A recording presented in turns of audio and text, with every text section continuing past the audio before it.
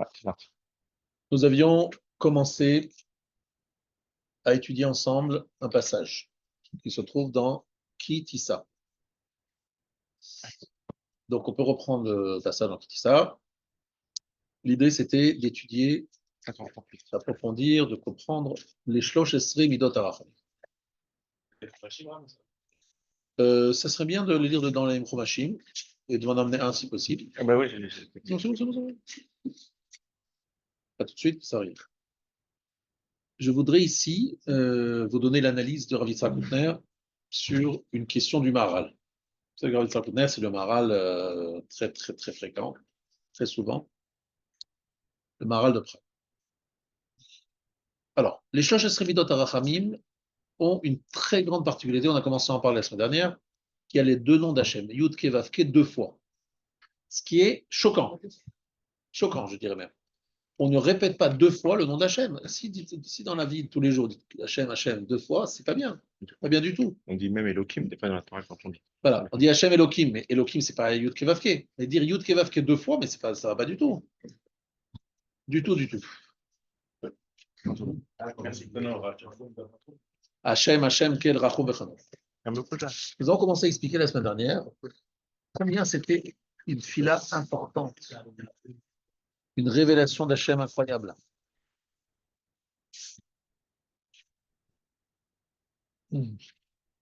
Et là, je vais poser une question du Maharal de Prague.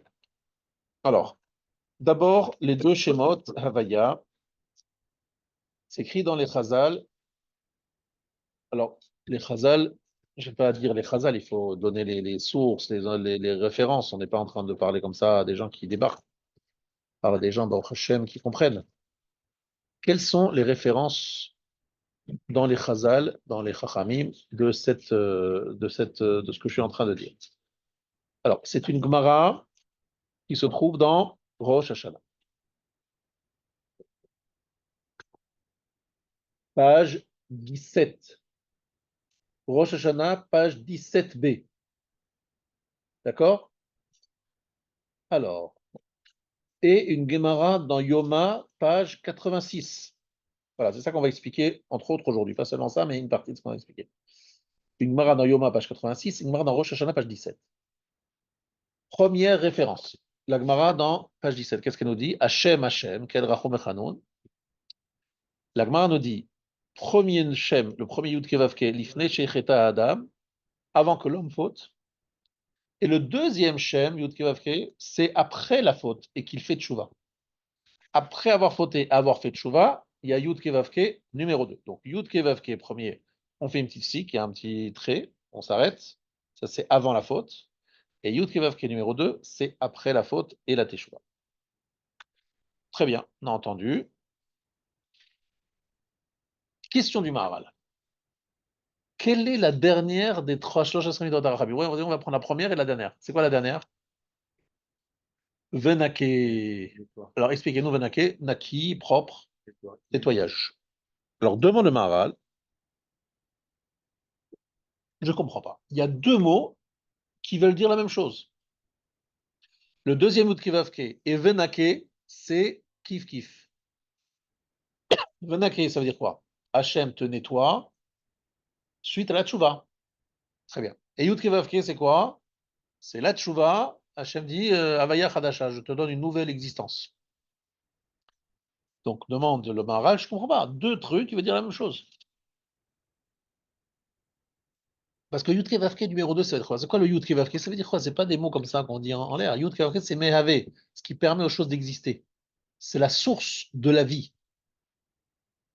Parce que Yud Kevavke, il y a ce qu'on appelle les amis de. Hein, il n'a pas le droit de dire, hein, parce que ce qu'ils disent, il n'a pas le droit de dire le nom d'Hachem. Mais ça veut dire quoi? C'est celui qui Mehave, celui qui est l'origine de l'existence. Alors justement, alors l'attribut de miséricorde, c'est sûr, ça tout le monde est d'accord. Mais le premier, c'est avant la faute, et le deuxième Yud Kevavke, c'est après avoir fait tchouva, donc après la faute, donc, et après avoir fait tchouva, il y a le Yud Kevavke numéro 2. Donc a priori, Yud Kevavke numéro 2 et Venake, c'est kif kif. Réponse du Maharal de Prague. très important. Le venaké, c'est nettoyer sur une partie des fautes. C'est que Kadosh Baruch Hu, il est menaké, il nettoie lorsque on a fait des fautes et qu'on n'a pas fait une kapara totale. On a juste effacé certaines fautes. Alors que le deuxième Shem Havaya, le deuxième Shem Hashem, c'est quelqu'un qui fait tchouva sur toutes ses fautes. C'est vraiment quelqu'un qui est quelque part dans un renouvellement. Il faut prendre un exemple très simple. Voilà, on prend un exemple très simple. Un monsieur qui n'est pas du tout religieux, pas du tout, du tout, du tout religieux, rien, il fait rien. Il va dans un séminaire de quelques jours et les rabbins retournent le cerveau, lui retournent le cerveau. À la sortie, qu'est-ce qu'il dit à sa femme en rentrant chez lui? Il dit, c'est très simple, j'étais quelqu'un avant et maintenant je suis totalement changé. Après le séminaire de Baal et Tchouva, j'ai changé totalement, je ne suis plus le même. Avant, tu ne faisais rien, mon cher mari, tu ne trouves pas que c'est un peu brutal ce que tu es en train de faire là? Tu ne faisais rien. Je dis oui, je ne faisais rien, et là je vais tout faire. Il a changé de vie, il est devenu religieux. Très dangereux, s'il vous plaît, restons calmes. Effectivement, il faut le faire avec Non, s'il fait prescription tout rabbinique. d'un coup, c'est dangereux. Mais généralement, il fait un petit saut, donc c'est moins dangereux. Alors en fait, comment ça se passe? C'est un monsieur qui pensait que la religion s'était réservée à des fous ou à des gens super qui sont tombés dedans en étant petits. Et là, il découvre que non, la religion, ça concerne tout le monde, et les questions qui sont posées sont des bonnes questions, les réponses sont des bonnes réponses. Donc, sa vie, elle bascule, même si tu me dis, il va faire lentement, il va avancer lentement, mais en tout cas, sa vie, elle a changé. De quelqu'un qui ne croyait en rien, il devient quelqu'un qui croit en tout, mais il se donne le temps d'y arriver. C'est quand même un changement. C'est Yud Kevavke numéro 2, c'est une Havaya Khadasha, c'est comme s'il venait de naître. Une nouvelle naissance. Moi, j'ai reçu ce message que je voudrais vous transmettre il y a de cela maintenant, je pense, 30, 40 ans. Le Rav Volbe nous avait dit, je suis arrivé à Mir en juin 1934. Ce jour-là, j'ai découvert le Rav Yerucham, celui qui allait devenir son maître. Il dit, ce jour-là, sur mon passeport, c'est écrit 1912 ou 1914. Je suis né 1934, le jour où j'ai connu mon Rav. C'est une nouvelle naissance. J'ai découvert un nouveau monde. Il y a des fois des rencontres, des situations où on est bouleversé, transformé, transcendé. Voilà, il n'y a pas de mots pour dire voilà, changement total. Je pense que vous connaissez des gens comme ça, que tout d'un coup, il y a un déclic, je ne sais pas comment on appellera ça, un flash, je ne sais pas comment vous le dire, moi. Je peux juste vous raconter, comme c'est bientôt l'anniversaire de mon beau-père, je vais vous raconter. Bon, alors là, j'étais à Londres, j'ai vu je sais pas combien de gens qui m'ont dit, mais avec grâce à ton beau-père, grâce à ton beau-père, grâce à ton beau-père, bref. Et lorsque j'ai vu là un truc que j'ai du mal à croire, je vous le dis, mais vous allez vérifier, et c'est un monsieur que vous pouvez connaître. C'est un Italien, il me dit, à la montagne cette année, il me dit, moi, je suis italien, je ne comprends pas le français. Je suis arrivé dans une salle, je ne faisais rien dans la Torah, rien du tout. Je suis arrivé dans une salle, on distribuait les cassettes gratuitement du Rav, dans ces trucs. Tout était parti, il n'en restait qu'une. J'ai pris celle-là, je l'ai écoutée, je comprenais rien, parce que je parle qu'italien, je ne parle pas français. Mais ça m'a tellement attiré que j'ai décidé d'apprendre le français. Donc il a appris le français pour comprendre la cassette. En comprenant la cassette, il a fait tchouva. Et son fils s'est marié avec la fille de Rav David Pinto, et il est à l'Yeshiva de Kol Torah. Pour vous dire que c'est une tchouva qu'il a faite jusqu'au bout, quoi. Il n'a pas arrêté au milieu. Ça pour vous expliquer, par une cassette, il a changé. Qu'est-ce qui s'est passé? Bouleversé. Bouleversé. Il m'a dit, j'ai été bouleversé, transcendé, transcendé. Je ne sais pas quel thème la cassette, mais en tout cas, c'est important de faire chouva sur une musique, quoi, une sorte de mélodie de la parole. C'est incroyable. Bien, je vais faire une parenthèse pour vous expliquer qu'il y a des gens qui sont bouleversés, qui sont transformés. Il m'a dit, je faisais rien avant. C'est incroyable. Ce que je voulais vous dire, Rabotai, c'est que ça, c'est la dimension de Yud Kevavke numéro 2. Ça n'arrive pas tous les jours. Ça n'arrive pas chaque année à Rosh Hashanah, malheureusement. Ça nous arrive une fois dans notre vie, voire jamais, ou voilà, un moment très, très, très choquant de notre vie. Ça, c'est Yud Kevavke. Venake, c'est un peu ce qui est plus quotidien. Quelqu'un, il a fait une Avera, il arrive à Rosh Hashanah, Yom Kippour, il dit Hachem, pardonne-moi, j'ai fait une sortie de route, je ne recommencerai pas, c'était une fois. Hachem, il nettoie cette chose-là. Donc, Venake, c'est une partie des fautes. Yud Kevavke, c'est une Havaya Chadasha, une transformation totale. Ça vous dit, ça, vous comprenez ce que je suis en train de dire? Je pense que c'est clair. C'est l'explication que donne le Rav Yitzhak Koutner sur le Maharal, qui a donné cette réponse. Maintenant, je voudrais par exemple vous poser une question très simple. Est-ce que, Milan, tu sais quand a été donné les deuxièmes tables de la loi? À quelle date? 10 Tishri. Ah, non, Ah, pardon, attends. Si vous voulez regarder après. bon, il a donné la réponse. Jour de Kippour. Mais c'est vrai que peu de gens savent. Faut que tu saches, il y a peu de gens qui le savent. J'ai fait des fois une enquête. Il y a très peu de gens qui le savent. Alors, ça a été donné les deuxièmes tables le jour de Kippour. Deuxième comparaison. Alors, symbolise plus que c'est plus qu'un symbole, hein. Parce que si tu réfléchis, 40 premiers jours, qu'est-ce qu'il a fait Moshe dans les 40 premiers jours? Il se préparait à recevoir les premières. Après, il les a cassées. Qu'est-ce qu'il a fait les deuxièmes 40 jours? Il a obtenu le pardon. Qu'est-ce qu'il a fait les troisièmes 40 jours, Rabbi? Il se prépare à recevoir les deuxièmes tables. Quelle différence entre les premières et les deuxièmes? Directement par Hachem, le deuxième. Tout ce que tu veux. Mais c'est pas, il n'y a pas Shabbat, il n'y a pas Kashrut, il n'y a pas Nida, il y a tout dans ce qu'il y a dans les premiers. Il y a le deuxième. Sauf que le deuxième, c'est après la faute. Et dans un monde de Teshuvah, c'est-à-dire qu'il va falloir refaire des tables adaptées à des gens qui ont fait une faute et qui ont fait Teshuvah. Logiquement, le monde devrait s'arrêter dès le moment où il y a une faute. Il y a une faute, on détruit tout, c'est fini. Allez. Les gens, ils ont fait la faute d'or, la faute du veau d'or, je vous tue tous. Voilà, c'est fini. Terminé. Ah, mais Hachem, c'est pas possible, on arrête tout. Non. À partir de Moshe, ce qu'il a proposé, moi, Moshe, tu vas devenir le père du peuple juif. Je vais refaire une descendance et tu vas avoir de nouveau un peuple. Ben Moshe. Et Moshe, il a refusé.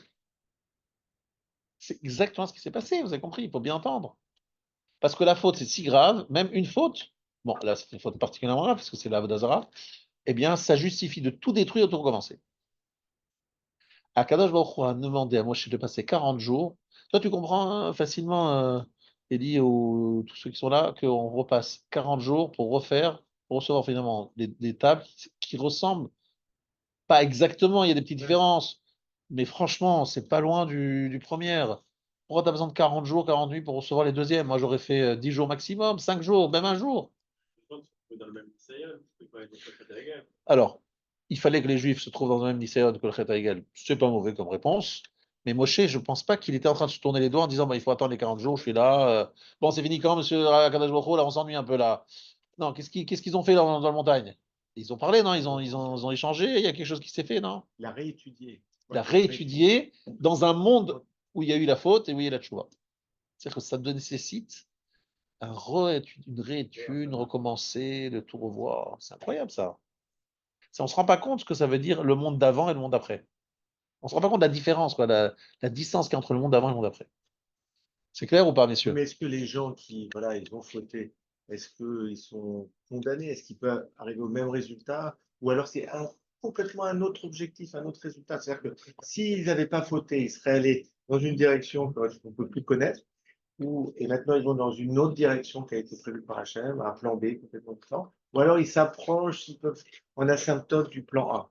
C'est quoi Alors, que tu saches, je réponds à ta question de la façon suivante. Les premières tables ne ressemblent en rien aux deuxièmes. En rien, j'exagère. Mais les premières tables, tu lisais, si on aurait reçu les premières tables, on aurait eu accès à tous les commentaires, la profondeur. Tout était clair dans ces quelques tables. Tout était visible. Les deuxièmes tables, on est loin. Il faut bosser, on est loin même d'arriver. Même en bossant, on n'arrive pas au niveau de problème. Mais ça reste le même projet, la même Ah oui, destination. sauf que c'est pas le même projet. Le premier projet, c'était de nous mettre directement tous au niveau du Gaonevina, ou peut-être encore plus, beaucoup plus que ça encore. Et le deuxième projet, c'est nous mettre au niveau du quelqu'un qui comprend rien, qui ne sait rien, qui doit tout apprendre. Et encore, on ne va pas tout dévoiler. Il n'aura jamais accès à tout ce qu'il avait au niveau des premières tables. loi où tu arrives à la case presque arrivée et hop, tu repars au Non, mais c'est surtout ça, c'est que le travail qui est plus important, c'est le travail, c'est la recherche. Parce qu'en fait, la finalité, elle est pas spécialement notre avantage, tu vois. À part quelques élites, tu vois, il y a quelques élites, et puis voilà. Le reste, c'est un peu dommage, quoi. C'est un peu misquel. Est-ce que vous avez compris ou pas? Si vous avez compris ce point-là, vous avez compris pourquoi écrit Yud Kevavke en début, de Yud Kevavke, et Venake à la fin. Nake, ça veut dire nettoyage. Alors, sachez qu'au niveau du nettoyage, il y a une symbolique très importante que dit le rabbin Yonah, je ne vais pas l'avoir déjà dit la dernière fois, je le répète quand même.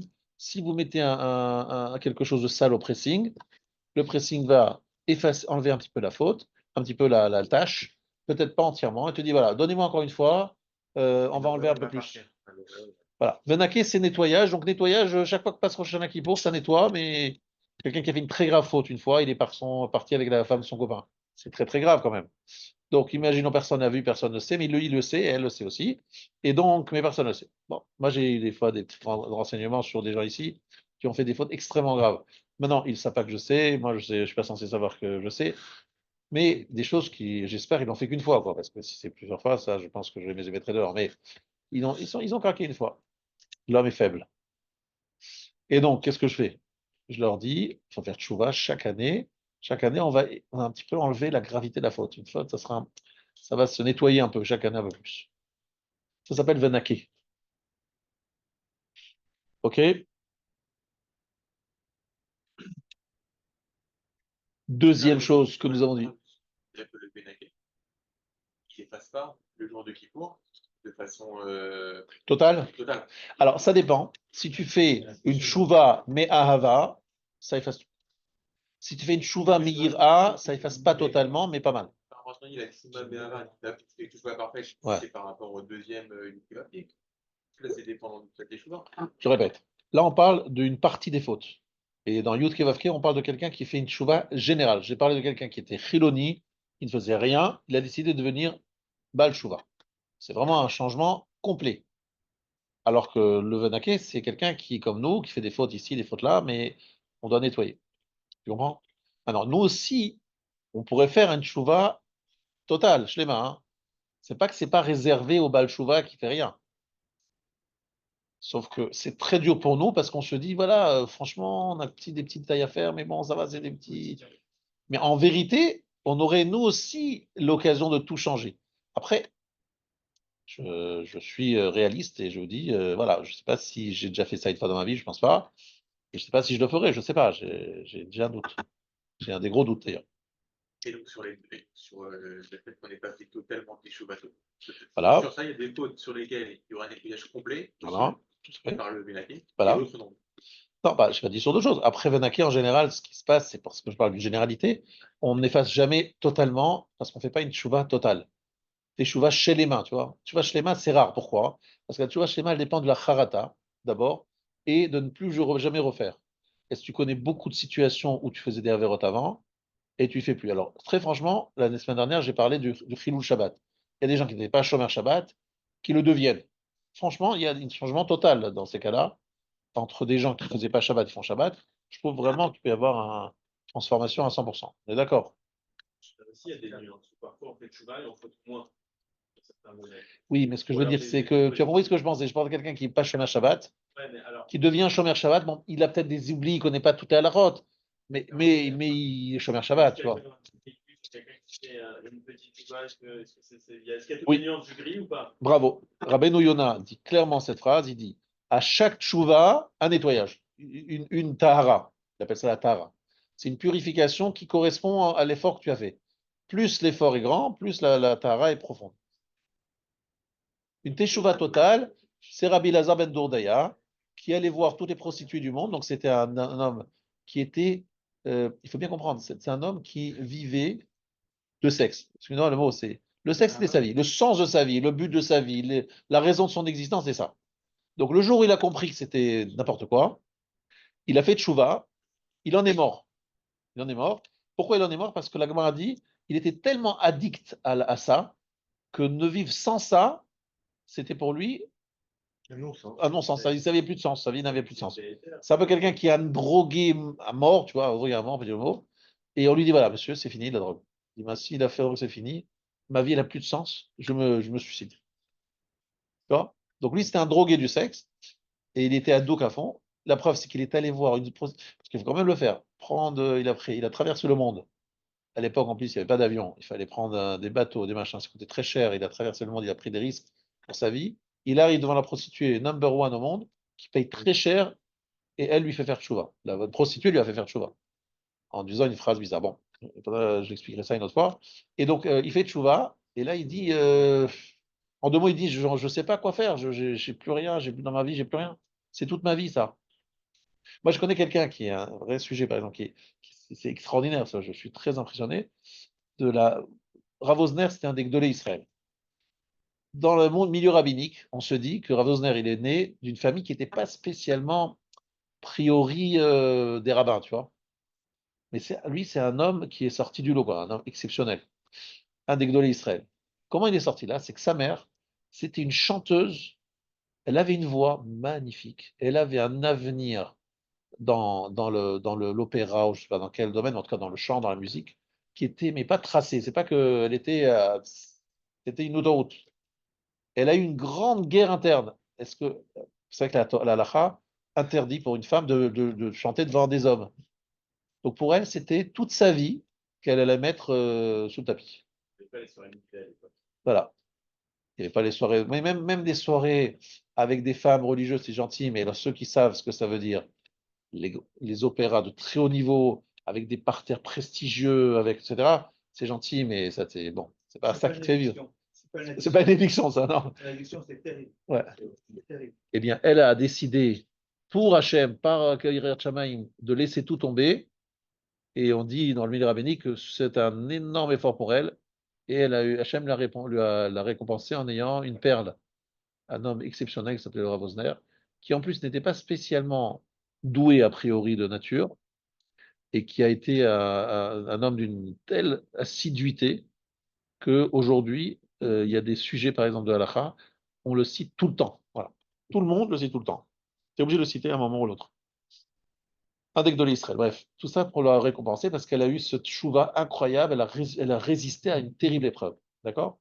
Donc il y a des gens comme ça qui ont des épreuves terribles et qui arrivent quelque part à mettre un X sur un avenir tracé magnifique par respect de. Non.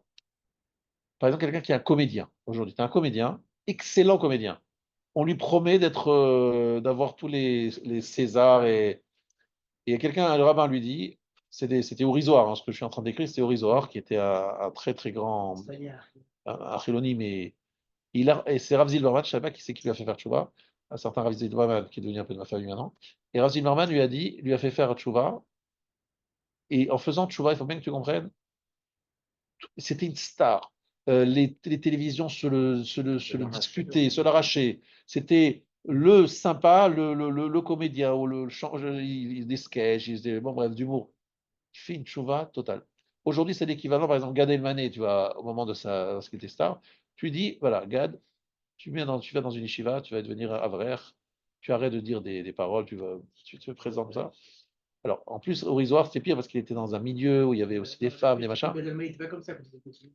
Ouais, voilà. Il a fondé avec son père et son Voilà, grand-père. voilà. Et au Risoir, tu vois, il a tout laissé tomber. C'est le Baal Shouva, on va dire, l'exemple de Baal Shouva. Il y a eu aussi Daniel Levy. Daniel Levy, où il a renoncé à des très très grands contrats parce qu'il était un grand chanteur. Il a étudié aussi au Beth Midrash un certain temps, il est niftar malheureusement le pauvre.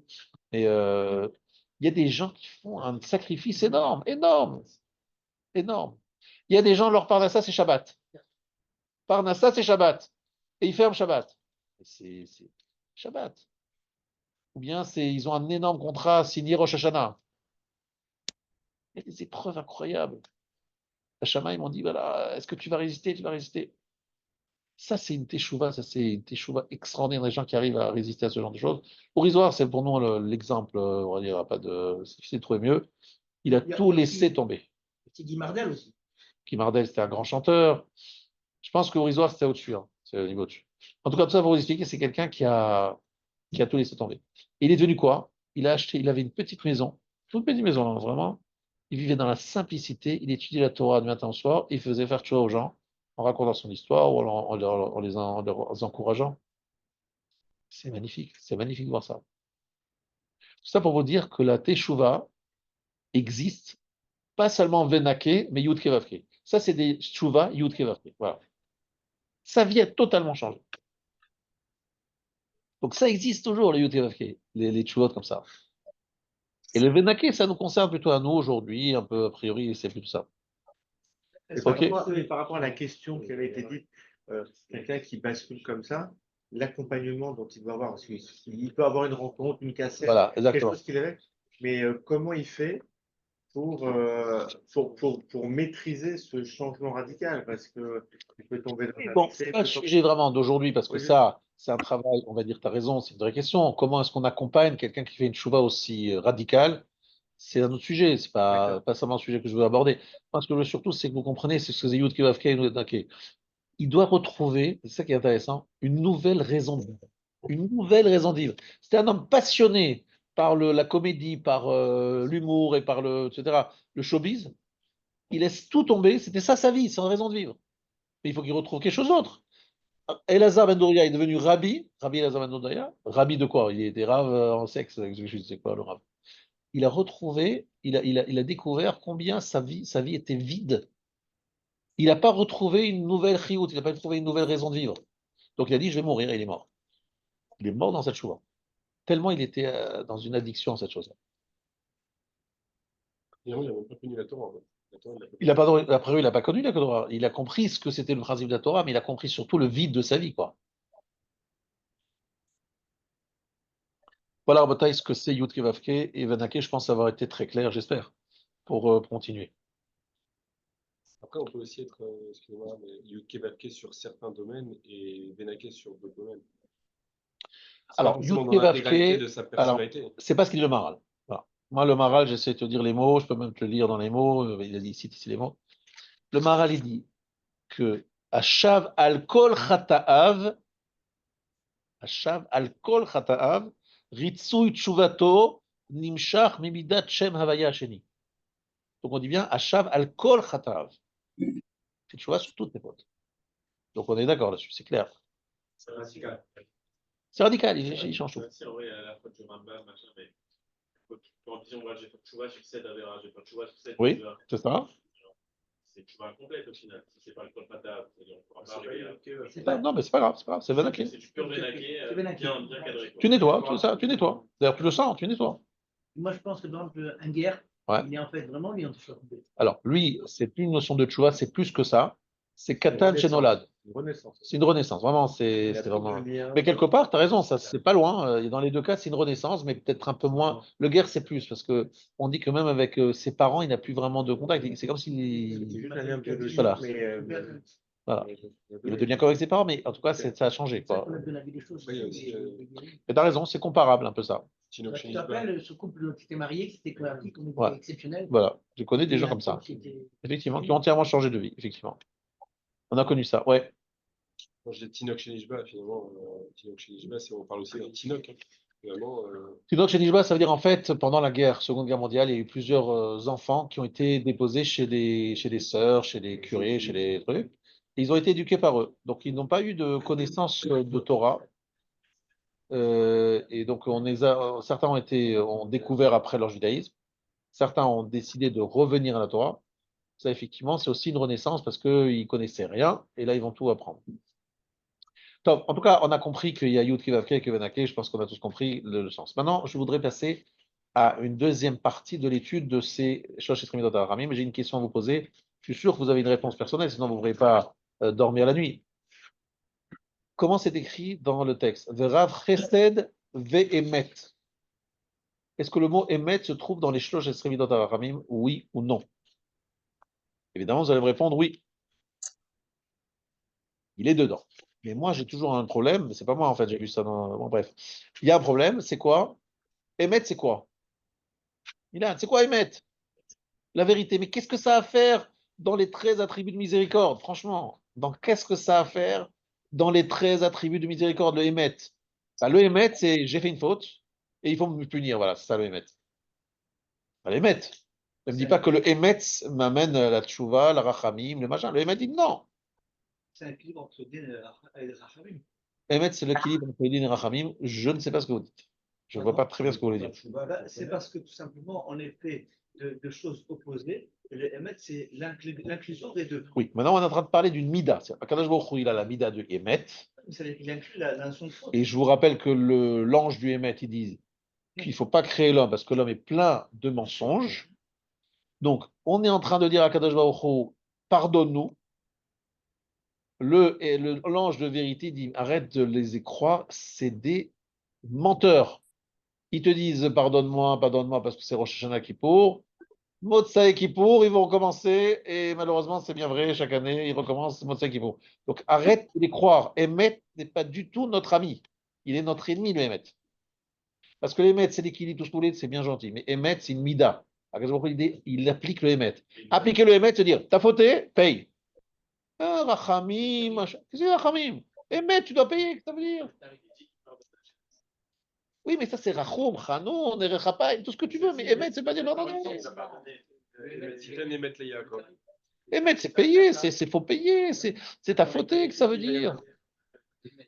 Alors là, on peut aller solliciter le Emet. Voilà, t'as Mais écrit, Emet, c'est Yaakov, c'est Israël. applique Emet, c'est Yaakov, c'est Israël. Applique quoi? tes promesses Quelle promesse? de pardonner. Comme un fils à De son père. récompenser. T'as promis. Emet. Après, Alors. même s'il a fait des bêtises dès l'enfant, machin, le père, il lui dit voilà, je te ferai toujours tout, par exemple. Un père, il dit ça à ses enfants, et après, il dit ah, tu vas toujours promettre tout. Enfin, vous voyez ce que je veux dire? Et là, Emet, ça veut dire nettoie-nous. Et reconnaître, c'est un pas voilà, tu vois. Alors, Non, c'est-à-dire que le Emet, c'est Léolam, c'est toujours. C'est toujours. Alors. De reconnaître, déjà, je ne dois pas recommencer, même si c'est une partie. Vaidaber Elohim el Moshe, Vayomer Elav, Ani Adonai. Parashat Vayera. Qu'est-ce que ça veut dire Ani Hashem? Neeman le Shalem Schar Tov la mitalchim lefanai. Alors, je vous dis exactement ce que dit Rachid dans quelques instants, parce que Neeman est un Sachar, ou Shmi Adonai Lonodat Ilaem. Comment vous expliquez ça, Kotiel? J'aurais pas fait connaître mon nom Shmi, mon nom Yud Kevavke. Ça veut dire quoi? Lo nikarti laem bemidat amitit sheli, shealea nikra shemi Hashem, Neeman le'amed dvarai, she'arei hivtartim, velo kiyamti. leur a donné aux ancêtres une promesse, mais il ne leur a pas donné le sera. C'est ça. C'est qu'en fait, c'est quoi le Hémet dans ce sens-là? Parce qu'il y a plusieurs sens dans le Hémet. Il y a celui que vous avez dit aussi. Mais ici, l'idée que je suis de Rav Yitzhak Lidner, hein, donc encore une fois, je ne suis pas de moi. Il dit qu'en fait, la notion de Hémet dont on parle ici dans les Shlosh Yisraelim Dot Rachamim, c'est dans le même Rashi début de Vaïra. Alors, attention, expliquons. Vous l'avez retrouvé là, ce Rashi du Vaïra? Dans Emet de Emet. Voilà. Il y a une chose. Qu'est-ce que ça veut dire? Ça veut dire, j'ai promis aux Havot d'amener, leur donner Eretz Israël. Je leur ai donné Eretz Israël. Zéro. J'ai promis plein de choses aux Havot. Les Havot dit, ah oui, d'accord, tu me promets, mais c'est quand la réalisation de la promesse? Ils sont morts et ils n'ont rien vu. Donc, Shmi Hachem l'onodatilem, je ne leur ai pas montré mon nom Hachem, parce que je n'ai pas vérifié, leur permis de vérifier la réalité de mes promesses, la réalisation des promesses. Je dis encore une fois, j'aurais répété le mot, Ivtartim, velo kiamti, je leur ai promis, je n'ai pas réalisé. Neeman le Hamed Varai, je suis Neeman pour authentifier mes paroles, leur montrer qu'elles sont vraies, je ne dis pas n'importe quoi. Voilà ce que dit ici le Rav Yitzhak Lidner, il relie avec ce Rashi-là. Je comprends que le Hémet, on peut expliquer de différentes façons. Lui, il explique comme ça. Et je voudrais vous expliquer quelque chose extraordinaire. Ce qu'il dit, c'est un shiur extraordinaire. J'espère pouvoir le transmettre. Si vous ne kiffez pas, si je l'ai mal transmis, je demande Mechila à Rav Yitzhak Lidner de citer son nom sans être au top. Il y a une question que je voudrais ici vous poser au nom de certains rabbanim. Alors, si vous voulez exactement savoir de qui il s'agit, c'est une kushia que je voudrais que vous réfléchissiez, que vous pensiez après le shiur aussi. Alors, la kushia est la suivante. Question. Si quelqu'un, il a fait plein de mitzvot, et malheureusement, il abandonne les mitzvot. Mais non seulement il abandonne les mitzvot, il dit, je regrette d'avoir fait Shabbat. Oh là là, je regrette d'avoir mangé kasher. Je regrette d'avoir fait tout ça. Quelle est sa halacha? On l'écoute pas? D'accord, mais nous, c'est pas une question d'écouter. Il arrive dans le ciel après 120 ans. Qu'est-ce qu'il fait Hachem? Il le récompense pour les mitzvot? Oui, mais pas pour l'intention. Mais l'intention d'Avonote n'est pas comptée. Oui, mais c'est l'intention d'Avonote. C'est mitzvot. Moi, j'aurais pu aller faire Shabbat, j'aurais pu aller faire des affaires vidéo. Elle perd du poids, c'est sûr qu'elle n'arrive pas aussi propre qu'un mec qui. Ah là là, est-ce qu'on peut regretter les mitzvot qu'on a accomplies et est-ce qu'elles continuent à être comptabilisées? C'est une Gemara dans Kiddushin, Rabotai. C'est pas moi qu'une Gemara dans Kiddushin d'Afmen Amoudbet. Hatoré à la Rishonot. Celui qui, littéralement, voilà, regrette d'avoir fait les mitzvot. Réservé. Choser Bishela, malheureusement. Non, mais Choser Bishela, des fois, c'est quelqu'un qui dit, bon, à partir de maintenant, je suis plus religieux, mais il ne regarde pas ce qu'il a fait avant. Là, il dit, quelle bêtise, j'aurais jamais dû faire tous ces mitzvot, j'aurais pu kiffer, m'éclater. J'ai fait Shabbat, j'ai étudié, machin, j'aurais pu aller dans les boîtes de nuit beaucoup plus nombreuses, etc. Je vais rentrer dans les détails, j'aurais pu faire plus d'avérotes. Ce monsieur qui regrette les mitzvot, la Gemara dans Kiddushin Daf Mem nous dit que toutes ces mitzvot sont effacées. C'est pas la séboule là. Avad kol zechu yotav, il a perdu tous ses mérites. C'est un avis. Afilu hayat tzadik gamour, kol tzidkotav asher asa, lo tizkarena lo od. Rabotai, vérifiez, Kiddushin Daf Mem bet. Oui, mais c'est pas la séboule d'Israël. C'est clair, Rabbi Hamelata, il est clair sur ce point-là. Amenez-moi des preuves du contraire. Je cherche. Je vous ramène Rabbi Hamelata. Rabbi Chaim Ben Attar n'a pas le droit de discuter avec une Mara. C'est celle-là. C'est quoi la spécificité d'Israël? Non, je veux bien comprendre que les Juifs en général ne sont pas comme ça, j'espère bien. La halakha, c'est quoi? Mais la halakha, c'est quoi? C'est que celui qui est toé à la rishonot, mitraret al kol atovot she'asa, les mots, je lis, je les invente pas. Afilu hayat tzadik gamour, kol tzidkotav asher asa, lo tizkarena lo od. On ne les rappelle même pas, il a perdu tous ses mérites. Peut-être que tu vois. Mais là, en fait, c'est un truc très poussé, quoi. C'est vraiment celui qui est mitraillé de toutes ces histoires. Ah ouais. Non, c'est vraiment un charata gmoura. Est-ce que typiquement les personnes qui ont vécu la Shoah ont vécu ça? Il y a des gens comme ça. Peu importe pourquoi. Tu as raison. Non, parce que certains, Mais dans la est-ce Shoah, que- ils ont dit voilà, Voilà. je veux plus rien faire. Alors c'est vrai que certains ont dit je veux plus faire, mais je redis pas ce que j'ai fait avant. Ça c'est vrai. Franchement, t'as Mais déjà rencontré il y en a quelqu'un comme ça, certains. J'ai rencontré quelqu'un qui redit je regrette. Non, ça j'ai jamais rencontré. Et des gens qui ont dit mais non, j'arrête tout. Oui. Extrêmement rare. Mais j'ai entendu des gens qui disent j'arrête tout, mais je redis pas. ce Ouais, que j'ai voilà. fait. Mais tu vois, par exemple, quand tu vois Alisha Bonabouya, et après Acher, est-ce qu'il a regretté? Bon, je pense pas, c'est pas écrit qu'il a regretté. C'est écrit qu'il a changé. Il a changé. Il a changé, il n'a pas dit qu'il a regretté. Non, c'est Donc, pas peut-être qu'il était content de faire ce qu'il a fait. Et il continue à dire en fait à ses élèves, ne faites pas ça. Parce que Voilà, vous devez continuer. exactement. Donc, Elisha Ben Avoya, c'est pas le bon prof, c'est pas le bon profil. Mara dans Kiddushin. Mais attention, Rabotai. Le Rav, il pose une question, bon atomique, il dit, si vraiment on est d'accord que celui qui regrette ses mitzvot, on lui efface tout le mérite de ses mitzvot, donc celui qui regrette ses avérotes devrait avoir la même... Kalvachomer. On devrait le- Et oui, mais la question c'est quoi? C'est qu'a priori, c'est plus du rachamim. Si tu dis que la halacha, c'est que celui qui regrette la mitzvot, on lui efface ses mitzvot, eh bien, alors l'équivalent, celui qui regrette ses avérotes, on devrait lui effacer ses avérotes. Non, parce que la mitzvah. C'est même plus rachamim, c'est normal. Non, parce que Elle donne de la beauté au nettoyage, si vous voulez, mais la Vera, il y a une. Elle abîme, mais quel il y a un truc qu'il faut nettoyer. Il y a une brisure quand on a cassé. Si on a rajouté sur du verre des belles décorations, on nettoie, ça part. Si vous cassez du verre, pour le réparer, il va falloir coller, il va falloir faire quelque chose. Il y a un acte à faire pour reconstituer la chose. Nous, on est chauveurs quand on faute sur notre âme. Donc, c'est vrai qu'il y a tout petit. Alors, explique-moi. Alors, lorsque je fais une mitzvah et j'ai regretté, tu comprends que j'ai effacé la mitzvah parce que j'ai embelli quelque chose de. On va dire qu'à la base, j'ai un sac. Je rajoute des trucs dedans. Bon. mais Ok, je peux le vider. c'est du passé, tu l'as fait, voilà, tu l'as fait. Ok, mais Comment tu vas te couper ça? Mais c'est quelque chose de en plus. C'est une tosefet que j'ai ramené. Si je peux exprimer, on va dire en quantité. Non, pas une tosefet, c'était ma vie. Je suis un juif religieux de Tzadik On Gamour. m'a donné un Et j'ai changé d'avis. J'ai dit non, je veux plus. Je regrette ce que j'ai fait.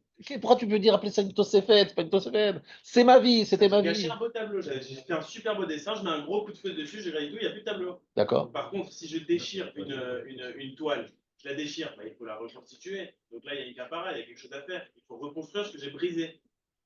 J'ai pas compris. Quelqu'un qui a transgressé Shabbat, il les regrette. Eh bien, je vais dire, c'est logique que son regret efface son passé. On ne peut pas regretter toutes ces mises. C'est pas possible. Bien sûr, après, on n'est pas en train de parler. On parle d'un cas d'école. Alors peut-être ça n'a jamais existé, ça n'existe pas. C'est un exemple. Oui, mais c'est sûr que ça existait. Je ne suis pas de Savec. Hein. Ça existait, mais c'est sûr. C'est sûr, ça existait. Malheureusement, j'en connais peut-être aujourd'hui encore que je voudrais pas vous présenter, mais j'en ai vu un. J'en ai vu d'ailleurs. J'en ai vu un. Il m'a dit j'étais chez un mitzvot. Et bon. En 2 mots, il a regretté tout ce qu'il a fait. Quand même des mitzvot qu'il ne peut pas regretter. Je ne sais pas qui vous d'AVM, ou je sais pas, ou des choses. Non, il regrette tout. Il dit voilà, on m'a eu. Voilà, bref, je ne rentre pas dans les détails, je ne veux pas être le porte-parole de ce genre de gens.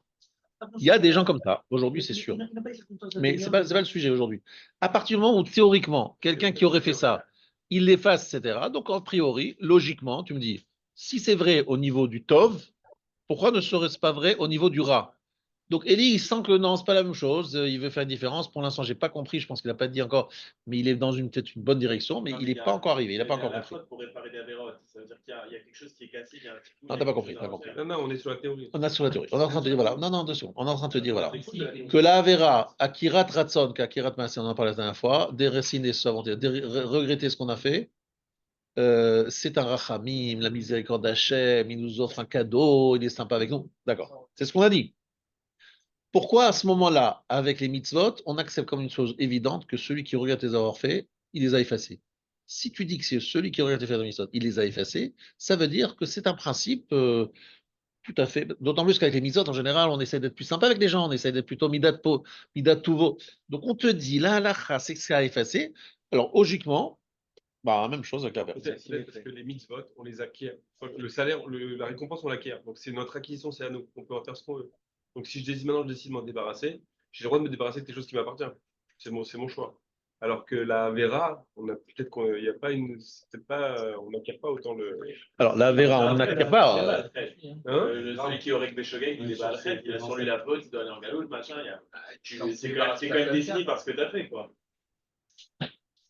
C'est pas bon, t'es un bienfaiteur, t'es un malfaiteur, C'est c'est pas pareil. chose quand même, quoi. Hein Vas-y, tu m'as fait, je veux gagner, tu comptes pas, quand t'as virage, je sais pas quoi. Non, Alors moi je pense d'abord plus, il y a un qu'il terrain. faut prendre un élément très important dans notre vie, c'est que nos mitzvot, comme nos averot, nous accompagnent. C'est-à-dire que la Gemara le présente comme une sorte, comme s'il y avait des réalités spirituelles qu'on ne voit pas, mais qui nous accompagnent. Par exemple, un tzaddik pourrait voir, ah, celui-là, c'est bizarre, il est bien accompagné par des gens pas sympathiques là. Un Harizal peut peut-être voir que je suis accompagné par des malachim pas très sympathiques. Pourquoi? David Avera tel et tel. Aïe, aïe, aïe. Celui qui a fait des mitzvot, c'est écrit clairement dans la Gemara qu'elle passe devant lui et qu'elle dise voilà, des belles mitzvot. C'est ton cortège. En fait, c'est une façon de parler parce qu'on est d'accord, on parle ce n'est pas des enfants, c'est des images, mais ça veut dire que c'est une réalité qu'on ne voit pas avec nos yeux, mais qui est une réalité réelle, ça existe. Sauf que cette réalité, elle a besoin d'être nourrie. C'est-à-dire que cette réalité de mitzvot, elle a besoin d'être sans arrêt revitalisée, comme quelqu'un qui a besoin de manger pour vivre. Si on lui enlève le repas, on lui donne plus rien à manger, il va mourir de faim. Eh bien, ces mitzvot, à partir du moment où je regrette de les avoir faites, c'est comme si je leur ai coupé les vivres et ils mourraient par elles-mêmes. Voilà. Oui, mais dans ce cas-là, bah, dans la vérote aussi, je voulais les faire, maintenant je ne veux plus les faire. Je regrette. Bah, a priori, ils vont mourir aussi. C'est le même exemple que la poupée gonflable. Exactement, comme la bouée gonflable. Le château. Voilà. Alors, Laura veut nous dire un grand chidouche. Vous avez trouvé le Roi Chaim Akadosh? Alors, on va écouter le Roi Chaim Akadosh, qu'est-ce qu'il dit? Non, mais il faut. Oui, mais moi, j'ai besoin de temps pour l'étudier. Moi, j'ai pas de problème, vous me donnez. Juste comme ça. Mais juste quelques phrases. Or Chaim Akadosh, on écoute. Alors, Peut-être choisissez la page, le passage le plus parlant. c'est pas, ouais, exactement, je suis en train de. C'est ce petit paragraphe. Il dit qu'on devait éterner ces boules au monde du don de la Torah. Et vous seriez pour moi un peu de ces boules-là, ça veut dire un peu qui a une spécificité, comme chaque peuple. Bah, trésor. Là, il parle de trésor, mais de spécificité. C'est comme si tu disais aujourd'hui, il en parlait ici, par exemple, le monde d'Ishmaël, c'est voleur. C'est quelque chose qui est transhistorique. C'est quelque chose de génétique. C'est quelque chose, je ne sais pas parler de lui, mais quelque chose qui fait partie de leur identité. Donc, il va parler de l'identité d'Israël, de la ségoula d'Israël. Il y a beaucoup de ramifications à cette promesse-là. Rishona, Adech Omram, et là ici que Kiddushin, que le reste dans Kiddushin, Hajar Adam Israël, la Asot Mitzvah, Ve'enas, Velo Asa, Notim Lo, Safar Ke'ilo Asa. C'est quelqu'un qui a l'intention de faire un juif. C'est ça la ségoula d'Israël. Un juif qui a l'intention de faire le mitzvah. Et puis, il n'a pas pu le temps de réaliser. Il a réalisé. Et ça lui est décompté comme s'il avait réalisé. Barshava Kemaase. Penser, c'est comme une action. Exactement. Velo chen ba'avera.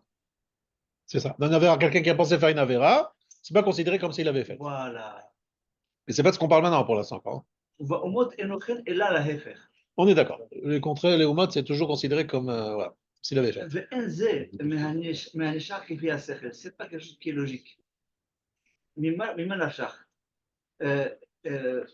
אם המחשבה תעשה דבר, אם כן, תעשה מחשבך. Exactement. Si la pensée est une action, ben, ça devrait être la même chose pour une mauvaise pensée. Moi, pour une bonne pensée, j'avais l'intention de faire le mitzvah, c'est comme si je l'avais fait. Donc, si la pensée est active, donc ça doit être considéré que. Mais après, c'est pas la même chose pour le mal. ואם לא תעשה, אלא בבחינת הטוב, ולא בבחינת הרע. אם כן, באומות למה להפך? Pourquoi les nations, c'est le contraire? C'est le contraire, exactement. Voilà. On trouve des gens qui sont pas vus, qui ont fait Shabbat, ils sont Hayav Mita carrément. Ils ont fait quelque chose de bien. Hayav Mita. Exactement. Et même les esprits n'a pas les faire. ולמה אם הפעולה מצד עצמה פעולה טובה? כל העושה הרי זה עושה דבר טוב. D'accord. לזה אמר כתוב והייתם לסיגולים קיימים כי אין הפעולה טובה יוצאת אלא מידכם. C'est ça la spécificité, ça la ségoula. Ça veut dire la פעולה, l'action positive ne sort que de vos mains, Israël. C'est ça la spécificité. Chez la ségoula de la Torah et des mitzvot, אלא מכם. Car la ségoula, la spécificité qui sort de la Torah et des mitzvot ne peut sortir que de vous, ne peut pas sortir des autres nations. On est d'accord. Tout ce que vous dites, c'est parfait. On est d'accord à 100%. Mais là, on est en train de parler un petit peu d'autre chose. On est en train de dire, je suis en train de faire, j'ai fait une mitzvah, je regrette d'avoir faite. Là, vous êtes en train de parler de quelqu'un qui a pensé faire une mitzvah. La pensée considérée comme s'il avait fait. Si c'est un goy, on ne fait pas ce genre de calcul. Si quelqu'un a voulu faire une avera, on ne considère pas que c'est comme s'il avait fait l'avera. Donc, on parle de marshava et de maasé. Ici, on est en train de parler d'autre chose. On parle de quelqu'un qui a pensé faire la mitzvah.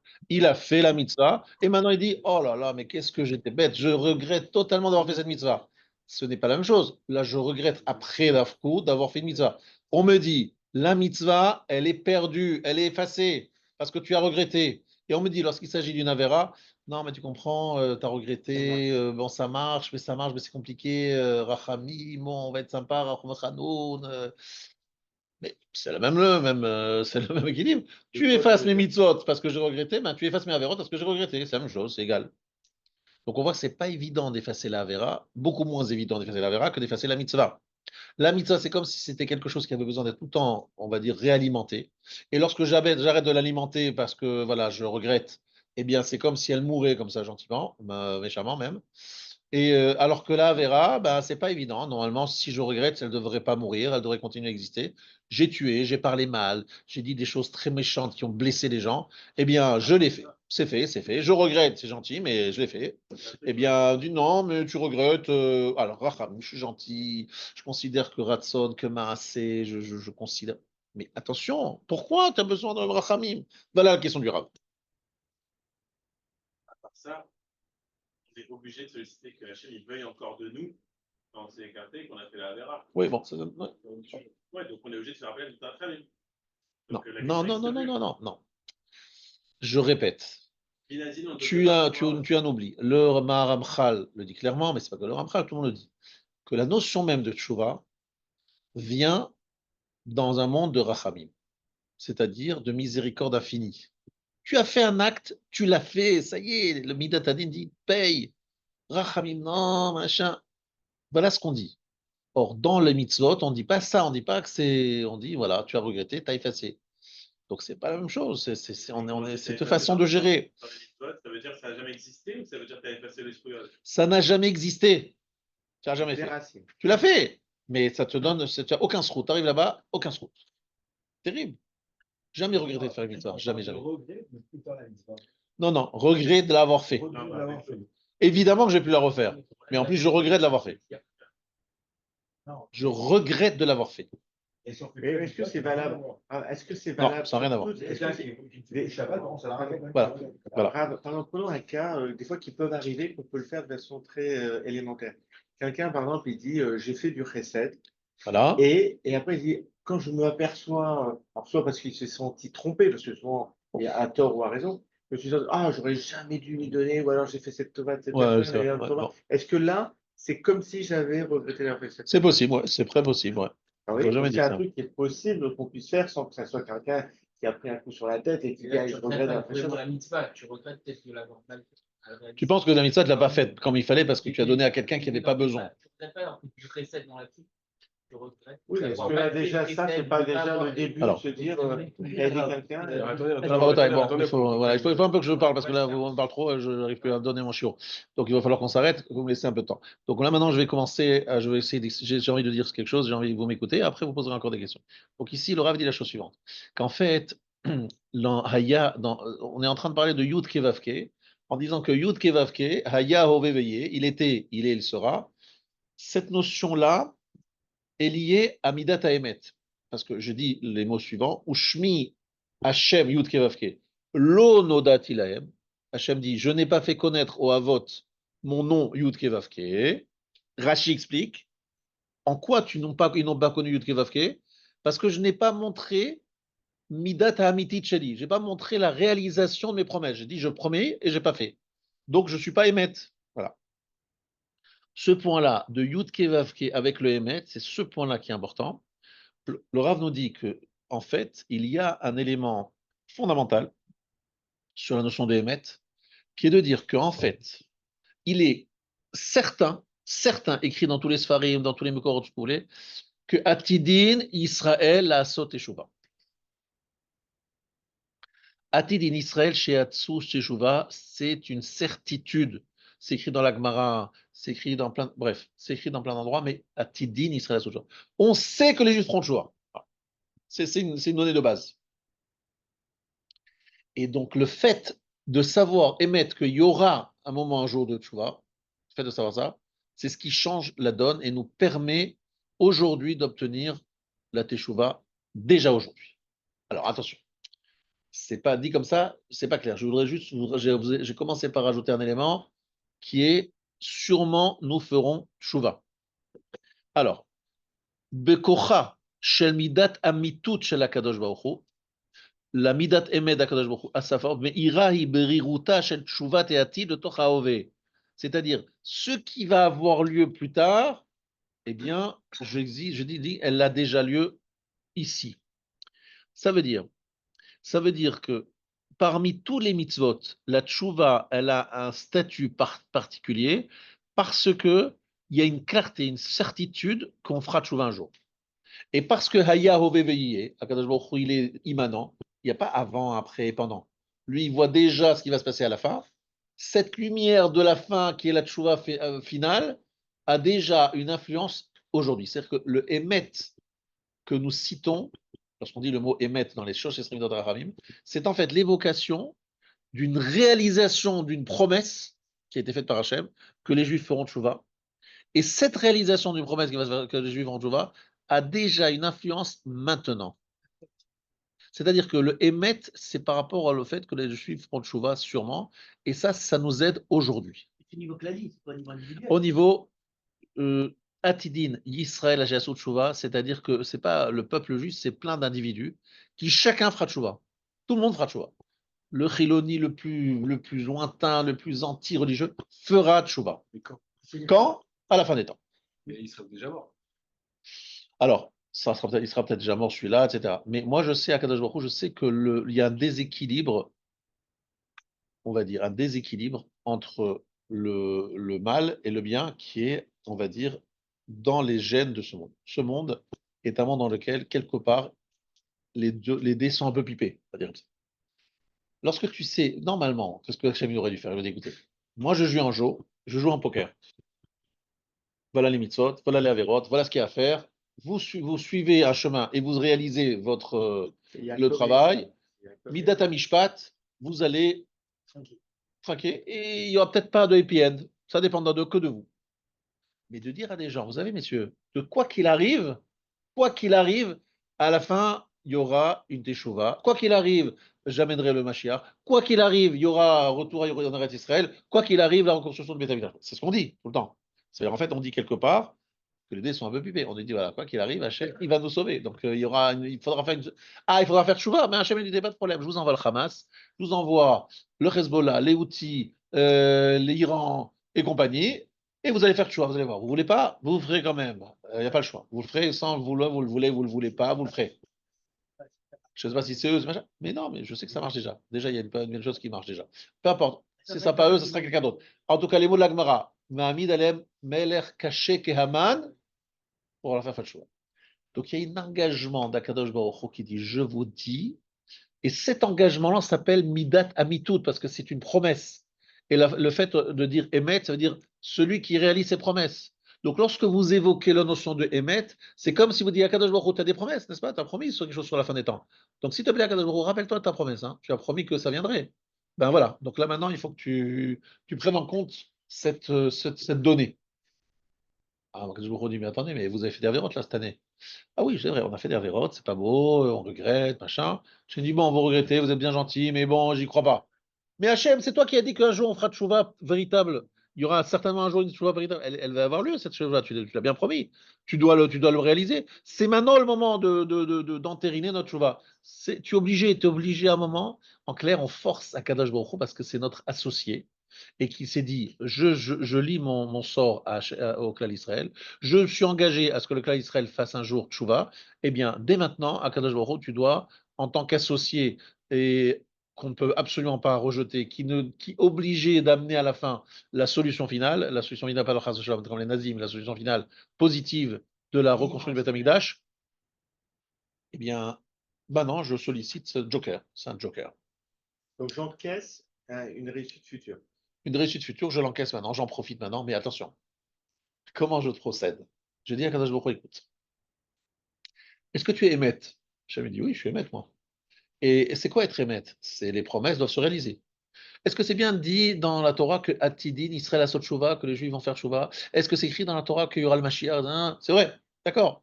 Donc ces promesses, attention, il faut que tu me prouves qu'elles se réalisent. Donc tu n'as pas le choix de me donner des éléments, des jokers, des chances, de me tendre la perche pour m'amener vers cette promesse. Je lui demande, en fait, je voudrais qu'il soit obligé, le forcer, à réaliser sa promesse qui est celle que tous les Juifs vont faire Shuvah. Donc toi, Kadosh Baruch Hu, tu dois m'aider d'une façon ou d'une autre à ce que cette Shuvah se réalise, parce que sinon tu n'as pas émettre. Parce que sinon ta promesse ne réalise pas. Oui, donc c'est comme si Hachem c'est c'est obligé Ah voilà. à nous maintenir Voilà. pour montrer qu'il va Exactement. réaliser. Voilà. Il est obligé de nous faire Tchouva d'une certaine. Alors il dit oui, mais peut-être plus tard, pas toi, quelqu'un d'autre. C'est ça le problème. Il peut dire à d'autres. Alors toi, tu utilises ce joker. Il peut te dire bon, tu m'énerves, toi, je ne veux pas t'entendre. T'en profites. Voilà, tu en profites. Mais comme il l'a mis dans les Shoshesrin dans Tarachamim et qu'il nous a autorisé de l'évoquer, c'est que ça nous apporte un plus à nous, à n'importe qui d'entre nous qui l'évoque. Ça veut dire que c'est un plus. Le problème que moi j'ai, excusez-moi, c'est qu'on va faire tchouva quand le Mashiach sera là à la fin des temps. C'est clairement. Ah, attention, on n'a Non, pas on dit n'a pas ça. dit ça. On a dit avant que le Mashiach vienne. Parce que voilà, C'est avant la venue du Mashiach. T'as raison. une fois T'as que le raison. Mashiach est là, c'est facile de C'est faire facile. tchouva parce que la présence d'Hachem elle est partout. On est d'accord, c'est avant. Mais c'est pas la chose de cause à effet, c'est pas parce qu'on a fait Tchouva qui va venir. Alors en fait, c'est comme ça. Il fera tchouva et c'est pour ça qu'il viendra. Exactement. C'est ça, c'est cause à effet. Sauf que la tchouva, Hachem vient un peu nous aider à la faire, un peu nous forcer à la faire, en nous mettant dans des situations où on n'aura pas le choix. Bon, ça c'est pas la bonne option, c'est une des options. Une autre option, on fait tchouva parce qu'on réalise, etc. Il y a aussi cette option-là, il n'y a pas que cette option. Il dit, si je n'ai pas le choix, je vous amènerai Aman. On a du mal à se régler. Oui, mais attention, relisons l'histoire, Daniel, relisons l'histoire. Lorsque Mordechai et Esther vivent, à l'époque où ils vivent, il y a beaucoup de juifs qui sont mariés avec des non-juifs, il y a une très grande assimilation, et tout d'un coup, parce qu'il y a Aman qui a fait un décret de solution finale, tout le monde a fait tchouva, on est bien d'accord, Mordechai, il n'a pas eu de problème, à ramener tout le monde, les gens ils ont dit on prie, machin, en jeûne. Donc on voit que ça s'est passé dans l'histoire, ça marche. Voilà ce qu'il y a que jours. Pourquoi qu'il arrive, il faut qu'on arrive à ça. Alors, c'est un passé. Pourquoi est-ce qu'après, il n'y a pas eu le Mashiach? Ah. C'était pas définitif. Eh bien, étudie bien là-bas et tu verras qu'il manquait des choses, effectivement. Ils ont fait tchouva. Ils ont construit le deuxième Beth Amikdash. Il y a eu des erreurs, il y a eu des manquements. Et c'est pour ça que. Merci Daniel pour ça. Il y a 2 ans, tout un jour, Ouais. toute l'année sur les temps messianiques. Il faut les réécouter. Voilà, exactement. En tout cas, ce qui est sûr, c'est qu'effectivement, il y a eu un manquement. Tu as raison. Sinon, ça aurait été la fin des temps. De toute manière, à chaque fois, c'est le même problème. On ne fait pas les choses parfaitement. Et bon, ça craque. Comment se prémunir que ça se passe définitivement? Alors, je ne sais pas, j'ai pas la réponse malheureusement à ta question, mais la réponse, ce que vous devez tous noter et enregistrer, c'est que la notion de émet, c'est la réalisation d'une promesse. Et la promesse ici, selon le Rav Yitzhak Koner, c'est que les gens vont tous faire tchouva à un moment ou l'autre. Et ça, c'est ce qui nous permet de faire plancher la balance du côté du Tov, Rav Chesed, parce qu'en fait, Akadosh Baruch Hu dit, de toutes les manières, on va vers quelque chose de, ça va bien se finir, d'accord? Donc on veut juste avancer un petit peu la date. Est-ce qu'on peut dire que c'est un teshuva qui sera fait par tous les individus, mais pas de manière simultanée? Je ne sais pas. Sur les détails, j'ai pas de Parce que dans ce détails. cas-là, on peut dire peut-être que chaque individu a teshuva quelque part. Tout individu, mais c'est pas tous en même temps, c'est pas une génération qui a fait teshuva, c'est ce que je veux dire. D'accord. Mais lui, ce que le Rav il veut surtout dire, et c'est ça qui est important, c'est qu'on va sortir de l'espace-temps. C'est-à-dire, on va essayer de voir le monde autrement qu'on le voit aujourd'hui, avant, après. C'était Haya Oveve, c'est l'immanence. Akadosh Baruch Hu dit rentrer dans Yud Kevavke et invoquer cette notion de sortir de avant, après, plus tard. C'est-à-dire que le plus tard, il est déjà maintenant. C'est ça qu'il faut comprendre. Ce qui va venir plus tard, c'est déjà maintenant. Quoi? La notion du temps qu'il faut enlever, c'est ça. Exactement. C'est Yud Kevavke qu'il faut enlever. Parce que grâce à Yud Kevavke, eh bien, Kadosh Baruch Hu nous dit bon, mais c'est déjà comme si c'était maintenant, ça y est. Maintenant, on comprend bien. Je vais vous donner une métaphore proche de notre réalité. Une métaphore proche de notre réalité qui est très simple, très claire.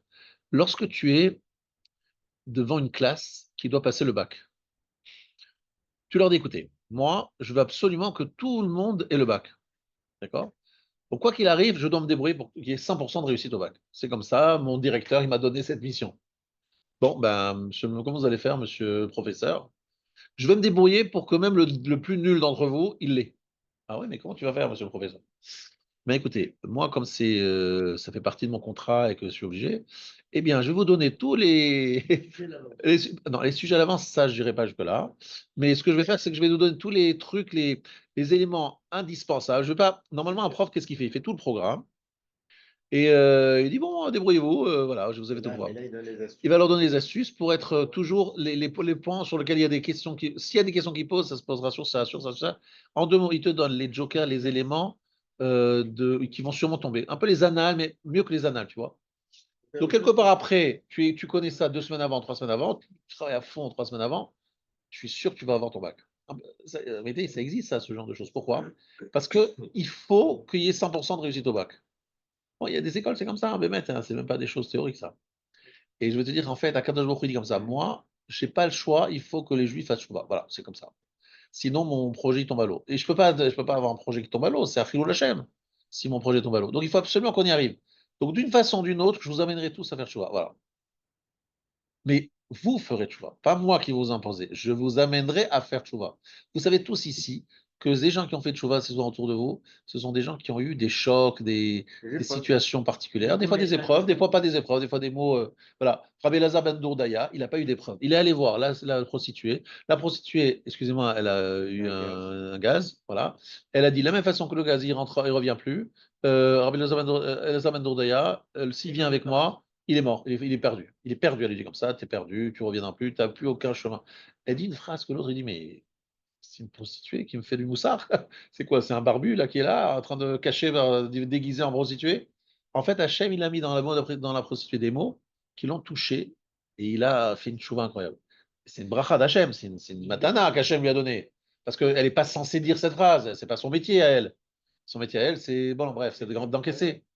Eh bien, elle a dit cette phrase et lui s'est dit, tiens, tiens, tiens, tiens, tiens, si elle dit cette phrase, cette femme-là, qui a priori n'est pas la personne la plus adaptée pour ça, c'est que c'est Hachem qui m'envoie un message, attention, attention, stop. Et il s'est reçu. Il aurait pu, voilà, ne pas écouter. Et quelque part, vous le savez très bien, il y a des gens autour de vous, vous le savez très bien, et ils ont eu des expériences qui les ont ébranlés, et c'est pour cela qu'ils ont fait tchouva, et ils auraient pu ne jamais avoir. Exactement. Soit on entend des choses, enfin, soit on dit des choses pour les autres, soit on entend des choses, et ça a un impact réel sur. C'est une bracha incroyable. C'est comme cet Italien qui va dans une salle et qui prend une cassette du Rav, qui fait tchouva en écoutant la cassette, mais il ne comprend pas le français. comprend pas le français parce qu'il est italien. Eh ben, il s'est dit, j'ai entendu une voix, j'avais envie de la comprendre, donc j'ai appris le français. En apprenant le français, il a fait tchouva en écoutant les cassettes du Rav alors qu'il ne comprenait pas le français au départ. Enfin, c'est un truc dingue. Je vais répéter plusieurs fois. Pour te dire qu'en fait, Hachem lui a donné cette occasion de voir la dernière cassette qui restait. Il l'a prise, il a écouté. Bon, tout ça, c'est des choses qui auraient pu ne jamais exister. C'est extraordinaire. Je pense que le Rav, il a cette mission-là, il était là pour ça. Ça, c'est certain, mais ce que le problème, c'est qu'il y a des gens qui n'ont pas écouté. Et il y a des gens qui l'ont écouté. Voilà. Il a C'est un beaucoup scroll. écouté quand même. Voilà. Beaucoup écouté, Et quand même. voilà, exactement. Peut-être 100 000 Français. Au moins. Au moins. Et donc, Rabotai, c'est ça que vous devez retenir. Ça, c'est très important. La tchouva, elle doit avoir lieu, quoi qu'il arrive, elle aura lieu. Donc, finalement, même lorsqu'il y a une mauvaise note, entre guillemets, on se dit, mais ils auront le bac, ils vont finir par l'avoir. Il faut qu'ils gagnent, il faut qu'ils réussissent. Donc, on fera en sorte que ça marche. Ça, il faut savoir. C'est ça le problème. Et donc, il y a un déséquilibre en faveur de la teshuva et du tov. Bien, ce déséquilibre-là, c'est indispensable pour que la teshuva soit réalisée. Mais pourquoi dans le Ra, ça ne marche pas et pourquoi dans ça, malheureusement, je n'ai plus le temps pour bien expliquer l'idée que j'ai commencée. Donc, je suis obligé de vous inviter à venir lundi prochain pour finir ce que j'ai commencé et surtout vous donner aussi d'autres choses. Mais je vous rappelle que la question, c'est comment le mot émet a sa place dans les choses extrémités d'Arachal. Ça, c'est la question. Le début de la réponse, c'est par Parashat Vaïra, mais la fin de la réponse, c'est la semaine prochaine. Je vous souhaite une bonne soirée. Et en plus, la semaine prochaine sera la semaine de la Haskara du Rav Sifrit. Voilà. Donc, Il y aura aussi une projection. On va faire vite tout de suite. Ah.